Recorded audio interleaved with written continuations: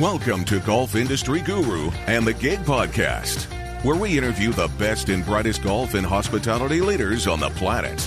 On today's episode, you will learn some proven real-world solutions that'll help you and your team solve some of your biggest golf business challenges. So stick around for some tips, tools, and training to get you, your people, and your business powered on. Here's your host, James Cronk.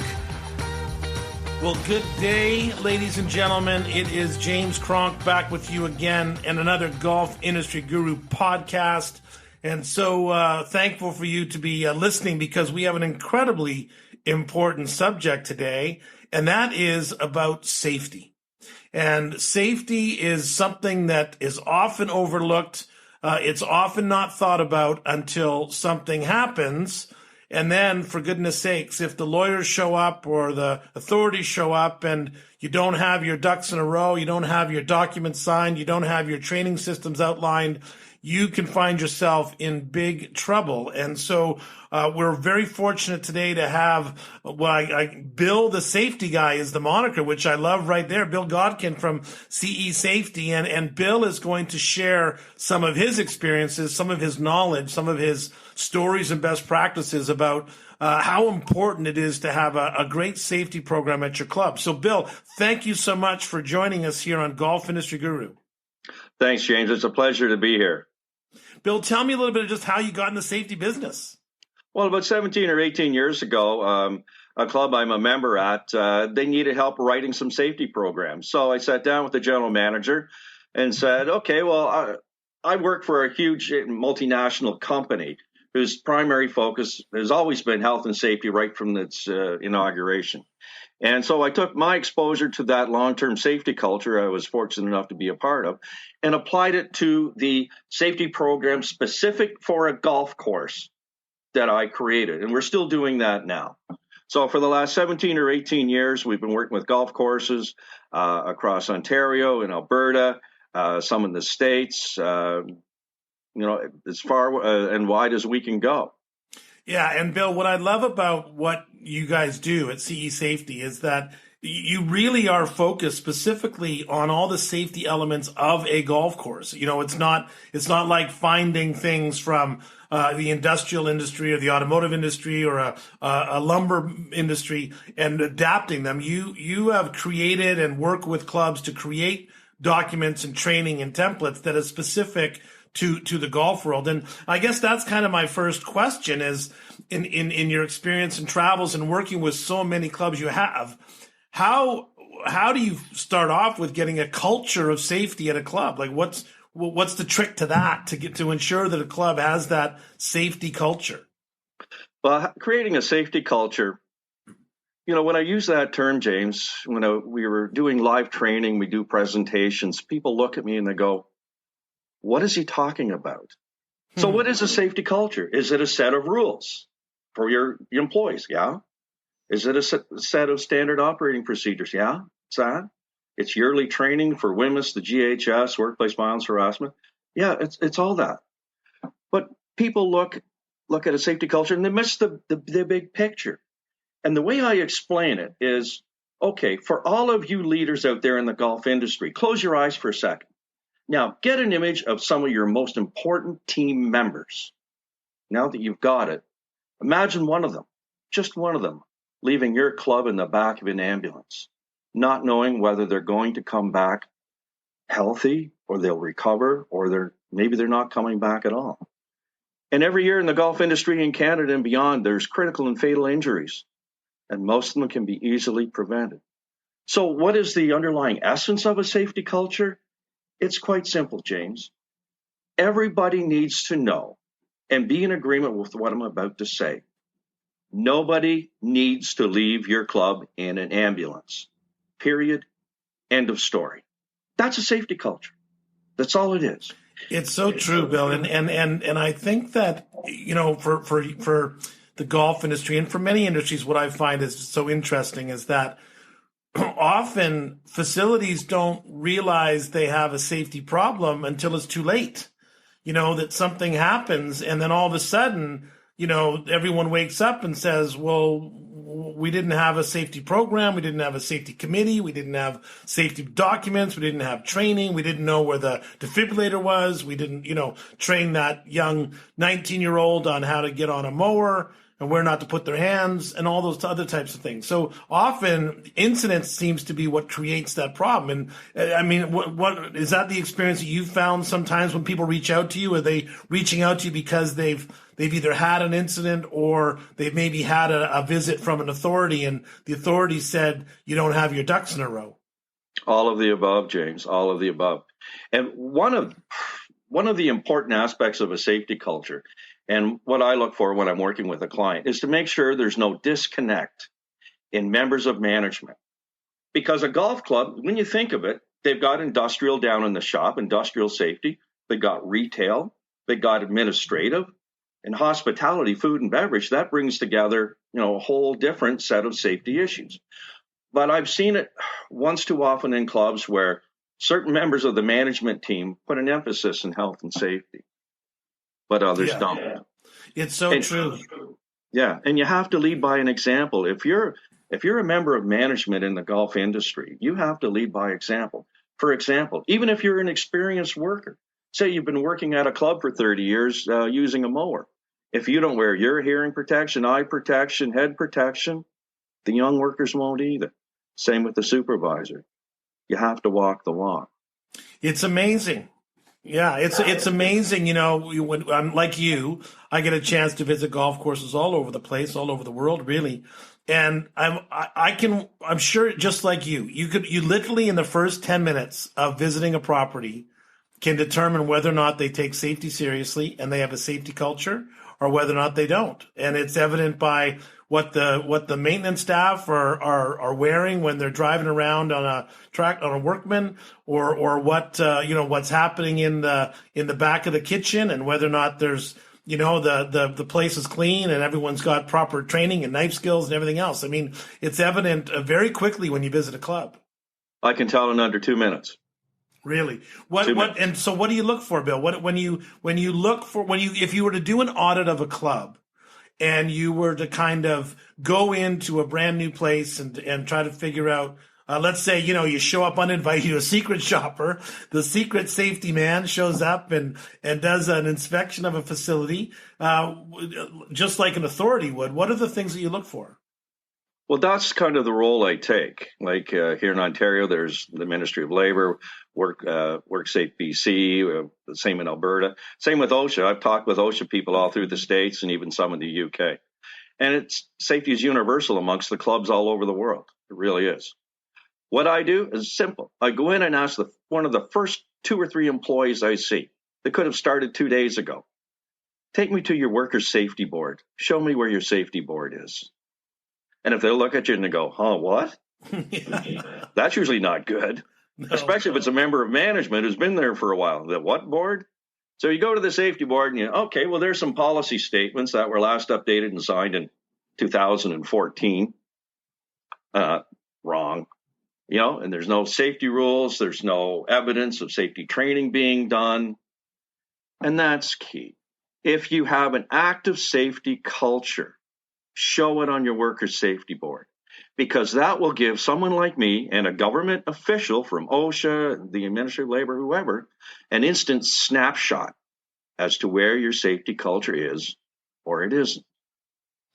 Why do you think, Bill, that and look, we're generalizing because for every club that has here's what I like to say. For every club that has a fantastic safety program and they're on top of it, there's going to be a few more clubs that don't. The reality is that in enough of our experiences, enough of our travels, you would say that it's not like it's 90% are doing a fantastic job and 10% are doing a poor job. It's somewhere maybe in the opposite direction. So why do you think the golf industry is challenged to have a safety culture and all of those requirements? And compared to maybe some other industries, do you think, is there any way you can explain that? Quite easily, because most of them are seasonal. The ones that don't have curling clubs, and we're talking about, the mom and pops right up to the big clubs because they're seasonal. All of a sudden, the weather turns. Like in Ontario last year, the clubs had 2 days notice that they were allowed to open on May the 16th. And it's a mad scramble. Then you're trying to go through the hiring process. You're trying to get people in place. Then it's, oh yeah, I got to do stuff about safety. And that's why, the winter time is a good time for clubs to sit back and take a look. Okay, what's going to be our requirements for the upcoming season? And a lot of our clients have started to do online safety training through us already. And what they're saying to their employees is completing the training before you start work is a condition of employment, and prove it. And I track it so I can prove it. And that's key. And getting back to the safety culture, some people look at me and say, Bill, okay, we don't have many thousands and thousands of dollars to throw at safety like a big company like the DuPonts of the world or whoever. But James, we have helped small mom and pops. People like the Gravitz at the Sunset Golf Club in Goderich, the Amersfoort Golf Club, up to the big clubs like Credit Valley and Paul Doucette and his team at Ladies and on, to build a successful safety culture, because it doesn't take much. Once you get the initial programs in place and the training and you update it and you get that guidance and you get it flowing, people say, how do we keep that going without spending a fortune? I look at them. I'm shocked. I go, do you not talk to your employees on a daily basis about the weather, the sports? You got a big banquet or a big tournament coming up. Yeah. Well, then includes safety into it. We all know what PPE means now, thanks to COVID. Hey, anybody need new safety glasses? Are they scratched? Do you have your hearing protection handy? That kind of thing. Work safety into the conversation. That costs nothing. Well, Bill, if you were talking to a club about some of the pillars of creating a good safety program, what are you mentioned the work safety board, first of all, and that kind of place where there's communications, where every employee knows where to go to find certain things. What are some of the other kind of pillars that are necessary, important for a club to have a good safety program, in addition to the belief and the importance of that safety is something that's necessary, protection and safety is something that's very important? Well, for clubs large enough to have joint health and safety committees everywhere, there's different terminology, but it's usually 20 or more regularly employed persons. So if you have a safety committee, it's got to be supported. It's got to be top driven from the owner, from the board to the general manager, the COO, and on down. They need time. They're the first line of defense for any club. And you need a cross-section of employees from all parts of the organization on that committee. So somebody from food and beverage can be approached by somebody who works down in the super shop and say, hey, I want to talk to you. I got a question. And any employee who brings forth a safety concern, the first two words out of any member of management's mouth should be thank you. Yes. Thank you. It's as simple as that. So support your safety committees, put everything in place, and let it run. And what do you think, in your experience, what have you found, or kind of what are the most common kind of injuries and things that happen in the golf industry from an injury standpoint? What are the things, I'm sure you've come across lots of terrible and situations, and as we all know, there are literally fatalities in the industry on an annual basis. In many industries is the case. It's terrible. What are some of the things that you see, and most importantly, what are some of the things that you see that you think could be prevented? The superintendent's crew, by far and large, they're the ones most at risk because they're operating mowers, weed trimmers, backpack blowers. Some of them are operating chainsaws, but only if they're licensed and have the correct PPE, and that comes from me. And then because you have such an influx of new and young workers into that group every year, and that kind of leads into injuries that happens, like I say, with mowers. They have dangerous chemicals they're using. One of the number one things I notice when I go into a superintendent's shop, the number one thing I look for, and the same with government officials, is housekeeping. It's easy. Okay, can employees, safely access all stored items? Most of the shops need a general cleanup day. I walk in, see shelves of parts for equipment that's been sold 10 years ago. Why do you keep the parts? Have a cleanup day. You'll get rid of some of the safety hazards and free up some valuable storage space. The other things I see down in the shop, I see bench grinders with no guards, no running eye wash stations. The eye wash bottles are first aid devices only. You need running water. You can get the gravity fed tubs, but you use them once, then they have to be refilled immediately. And one of my key peeves is looking overhead up into the rafters. I'm going, why is that up there? Here's one of the true stories. Years ago, we walked into the big shop or clubhouse or barn or whatever you want to call it, and there was the superintendent's brother sitting on a tractor that was idling, and in the rafters over top of him looks like an old front door of some kind with a broken pane of glass, and the thing was dancing up and down on the beams. So I said to the superintendent, do you like your brother? He said, at times. Why? You might want to tell him to get the heck off that tractor and shut it off. So just take a look up there. Yeah. And government officials look for that. Sure. And it's scary. It's scary as hell. The other thing that bothers me, and here's my second pet peeve, is some superintendents will allow their employees to have hearing buds listening to music in their ears whenever underneath their hearing muffs or whatever in lieu of hearing protection. Buds in the ears are not hearing protection. And the noise level, the international standard for the noise level requiring hearing protection is 85 decibels. And those things will easily exceed that. And workers get distracted. Real life cases. A worker with buds in his ear, walking out in front of a moving cart, operating a golf cart, driving into one of the members, on a tractor, driving into a tree, on a course, apparently the tree moved, driving over a metal rod sticking out of the ground. The mower stopped working, and the worker figured it out 15 minutes later when the super drove up beside him and said, you want to take a look at this? So as of here and now, anybody listening to this, no employee is to put buds in their ears the minute they show up on the property for work, period, end of story. Now, when it comes to food and beverage, slips, trips, and falls are the number one problem there. Young worker is told to mop the floor in the kitchen. He goes in, mops the floor, doesn't tell anybody else. A server goes in, slips on the floor, dunks her hand into a deep fryer. True story. Those are the things that happen there. And little simple things, like if you have a plastic container for broken glass behind a bar or in a kitchen, make sure it's got a tight fitting lid. Because when a person slips and falls, and what are the odds behind a bar there's going to be ice on the floor or a spilled drink?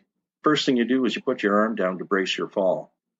Now, if some of you are getting a really nasty image, well, I'm glad. Just get an old margarine tub with a tight fitting lid.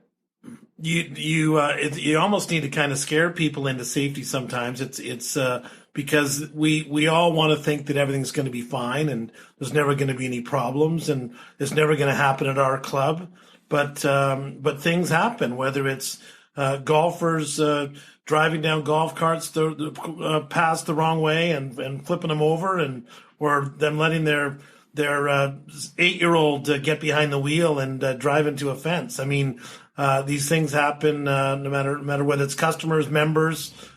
Safety is critical everywhere. It's like as I said, when incidents happen and then the lawyers and the insurance companies get involved and the authorities get involved, you better make sure all your ducks are in a row and that you've got all your documentation. Otherwise, it's going to be a long, painful process. Yeah. I'm just going to touch on that topic just briefly now, James, if you don't mind. Please, yes. I've been networking with Jim Grant and Ashley Chenner from Signature Risk Insurance for over a decade. And they've put together in the last year or so a cloud-based waiver system that is free for their clients to use. So what I would suggest to all the golf course owners, operators, managers out there, sit down with your insurance broker, see what you're covered for. Some of them have brought in simulators. They may not be covered for that. Some of them have built skating rinks. They may not be covered for that. Find out what you're covered for. Get a waiver in place, because the first question that you're asked when you phone one of those injury lawyers you see on TV is, have you signed a waiver? And if the answer is yes, they'll say, I'm sorry, we can't help you. Well, it's so true. We use the example of the fact that if you go to rent a car, you get out of the airport, you go to a car rental place, you go to rent a car, you sign, 8 pages of waivers and all kinds of documentation. Yet when someone shows up at the golf course and gets into one of your, $5,000 or $6,000 golf carts, and you don't ask them to sign anything.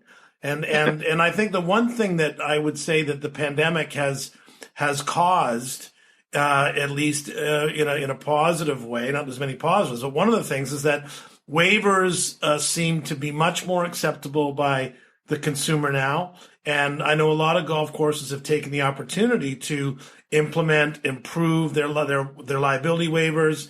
When people started playing golf again, there was a lot of waivers being signed saying that I agree that I'm taking my own chances here. I'm not going to sue the club if I get COVID, et cetera, et cetera, et cetera. So certainly now's the time to be implementing waivers and liability forms, and the consumers are going to have a much easier time, I think, accepting it than they would have pre-pandemic, I would say.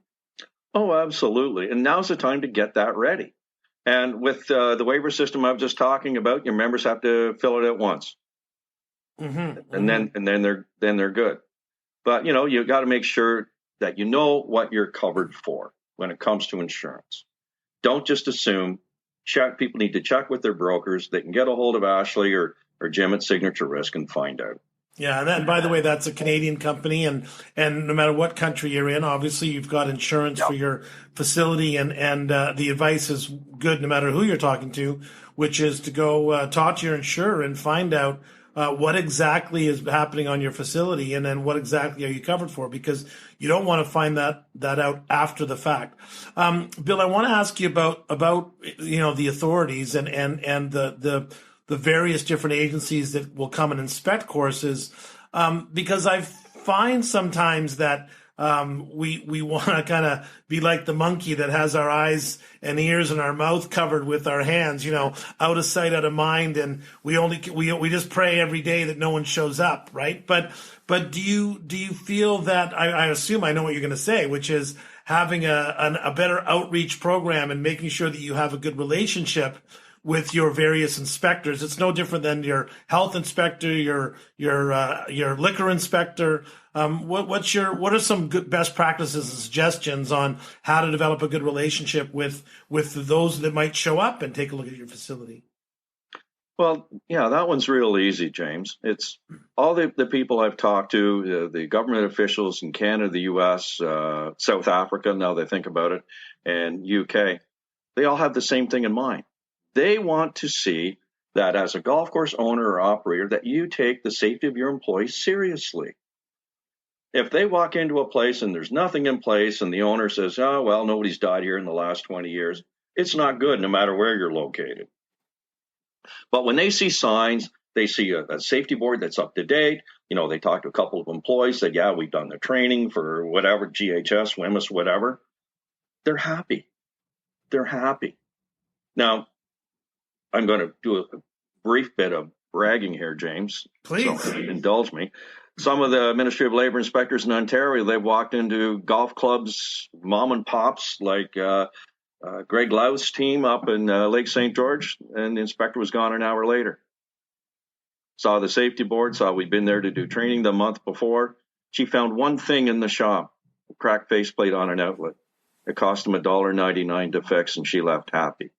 That's awesome, and like you said, that's also the confidence that they have that the club has hired a safety company or a consultant, and they know that if you've been there, that there's standards that you're going to deliver and going to provide. And let's talk about that for a minute, Bill, because you've been kind enough to provide a Golf Industry Guru with a handful of safety templates and documents that our members can find on our site, and our members can download and edit for their facility as they see fit. And we're going to make safety something for Golf Industry Guru as much as we possibly can, because I think it's a universal benefit, and there's You can never have enough safety programs in place. But tell me a little bit about the process you go through. If a club hires you to come in and do a bit of an audit or inspection, how long does it take? What process would you go through? I know you've got now some online training in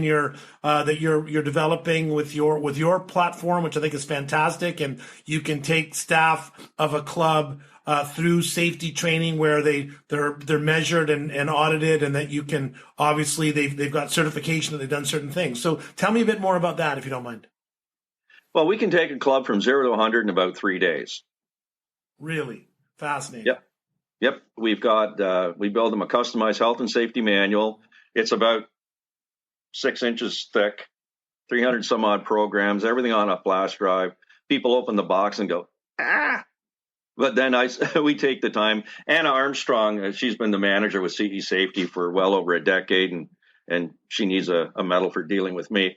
But we put together the manual for them. We'll do when we can travel. We'll do a risk analysis of all the buildings out on the course. Is there trees that need attention? Could a person roll a mower? Could somebody not paying attention drive into a pond? All that stuff. And then we make sure the training's done, the safety boards are built, and then they can call me 7 days a week for a year after that if they want. That's awesome. Basically, if they have a safety problem, it's my problem. And then tell me a little bit about the online training with regards to staff certification. Oh, yeah, there's the new WHIMIS, or Global Harmonized System. The Global Harmonized System was based on Canada's original WHIMIS system, came out in 1988. So WHIMIS 2015 is kind of just a tidying up because everybody was copying us in that. Workplace violence, harassment, and sexual harassment, which is always a big topic. The duties, another presentation, the duties of employers, supervisors, and workers. Everybody has a role to play. And the duties of workers, and I'm just going to do a little sidestep here. We've been talking about regulations, we're talking about different agencies and stuff, but the safety rules for the golf industry are standard. They're universal. I've researched regulations in all the countries I've named, and the wording is almost verbatim in some cases, like the definition of workplace harassment, what is how to use a ladder, all that stuff. Because hard to believe bureaucrats would just simply copy and paste what somebody else is doing. I know you don't believe that, James. But it is. They're universal standards. And if they're not a standard in a jurisdiction where your club is located, well, it should be. And what's in those acts, codes, and regulations that govern all the workplaces, no matter where you're located, is the bare minimum. The government agency that supervises your area demands that you meet the bare minimum. But if you're one of our clients or somebody who's really into health and safety, and you want to take it from the bare minimum and kick it up a notch, sorry, Emerald, then they'll not only endorse that, they'll applaud it and enforce it. I mentioned 85 decibels. That's the international average of when a worker's exposed to 85 decibels or more, they have to wear hearing protection. If you're a superintendent and you say, I like the number 75, and you can download a free app on your smartphone to just tell you what the noise level's at, you put it in your safety rules, employees sign off on it. In a lot of cases, it becomes law. Yes. Bill, fantastic stuff. Thank you so much. How can someone that wants to learn more reach out to you? What's the best way for them to reach out to you and your company? Just go to cesafety.com. You'll see a phone number there. You can give me a call. You can drop me an email. And if you can't remember my last name, and most people can't, that's why I went with Bill the Safety Guy. I got tired of spelling my last name. I love it. Well, Bill, thank you so much. I as I mentioned before in the beginning, if you've been in this business long enough, you know that it's not a question of if something's going to happen at your facility. It's a question of when. And we certainly hope that everyone's safe. We always hope that nothing bad happens. But just the reality is that if you're in business long enough, something is going to happen. And you want to protect yourself as a manager. You want to protect yourself as an owner and operator. Most importantly, you want to protect your employees and make sure that your team has a safe and secure an organized environment where they know what they're doing and how they're doing it, because obviously we want everyone to be able to love the business and to be safe in it. So, Bill, thanks for the great tips. I invite people to reach out to Bill directly. As I said, we'll have lots of templates on our platform from Bill the safety guy and his company. And I look forward to having the chats, because I feel like there's more things we can discuss in the future. So I look forward to another podcast, Bill. Thank you so much. Thanks, James. Anytime. Thanks for listening to the Gig Podcast. We hope you enjoyed this episode, and mostly that you learned a few things that will help you improve your business. Join us next time as we continue to bring you the best and brightest golf and hospitality leaders on the planet. Thanks for listening.